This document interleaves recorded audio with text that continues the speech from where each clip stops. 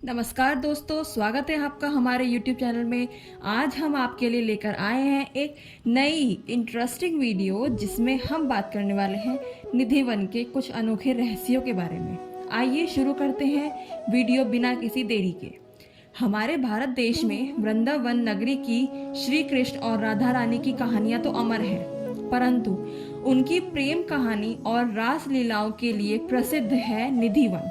कहा जाता है कि निधि वन में जो पेड़ हैं वो रात के समय गोपियों के रूप ले लेती हैं, और यहाँ तक कि निधि वन और वहाँ के रंग महल के द्वार भी रात को 8 बजे आरती के बाद बंद कर दिए जाते हैं। जिस समय निधि वन के पास के स्थित रंग महल के द्वार बंद कर दिए जाते हैं तो श्री कृष्ण और राधा रानी के लिए सैया सजाई जाती है, पलंग लगाया जाता है और साथ में खाने में उनके प्रिय भोजन जैसे मीठा पान, माखन, फल, खीर, पीने के लिए जल आदि रखे जाते हैं। परंतु जब सुबह को पंडित जी मंदिर के द्वार खोलते हैं तो पलंग पर बिछी चादर बिखरी मिलती है और सजावट बिखरी मिलती है। पान खाए मिलते हैं, माखन के बर्तन खाली मिलते हैं और फल भी जूठे मिलते हैं, जल भी पिया हुआ मिलता है। रोज सुबह द्वार खुलने के समय सभी श्रद्धालु भक्तजन द्वार पर खड़े रहते हैं, उनके खाए हुए भोजन स्वरूपी प्रसाद को लेने के लिए और अमृत रूपी उनके जूठे जल को पीने के लिए। सारे भक्तजन बहुत ही उत्सुक रहते हैं। बहुत बार शैया कक्ष के अंदर का रहस्य जानने के लिए कि कौन खाता है ये खाना, क्या सच में श्री कृष्ण और राधा रानी वहाँ आते हैं विश्राम करने और भोजन करने के लिए, इसके लिए वहाँ कैमरे भी लगाए गए, परंतु हमेशा ही या तो कैमरा चलता ही नहीं था या फिर रील खाली मिलती थी।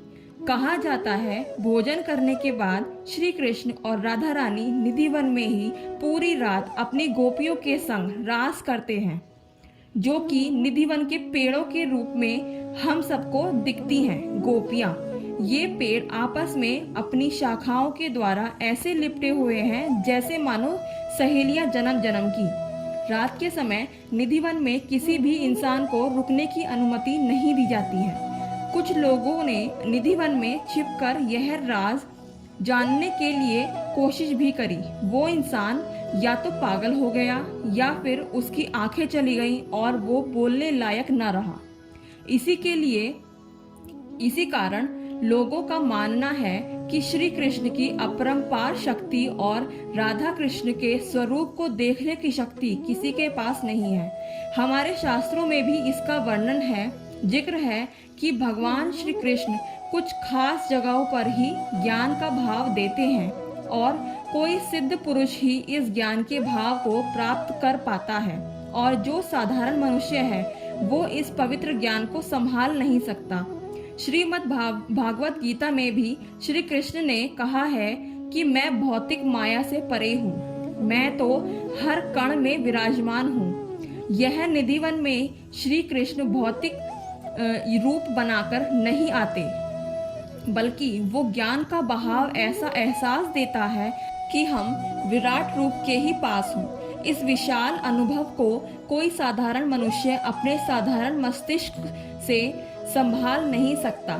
इसी कारण निधि वन के पेड़ पौधों को हाथ नहीं लगाया जाता, क्योंकि वो इतने पवित्र हैं कि हम कितने भी सच्चे विचारों से चले जाएं वहाँ पर उनकी पवित्रता को नहीं छू सकते, उनके बराबरी हम नहीं कर सकते। इसीलिए वो गोपियाँ हैं और हम मानव हैं, हम साधारण इंसान हैं। हम कितना भी चाहें अपने आप को शुद्ध रखने का, लेकिन उनके बराबर की पवित्रता हम कभी अपने हृदय में नहीं ला सकेंगे। इसीलिए कहा जाता है कि राधा कृष्ण के दर्शन सिर्फ वो गोपियाँ ही कर सकती हैं और आज तक वे अमर हैं।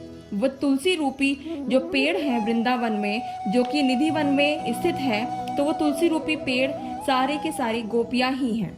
ऐसी और जानकारी के लिए हमारे चैनल को सब्सक्राइब करना ना भूलें। अगर वीडियो आपको अच्छी लगी हो, आपके लिए इन्फॉर्मेटिव हो, तो हमारे वीडियो को ज़रूर लाइक कीजिए। धन्यवाद।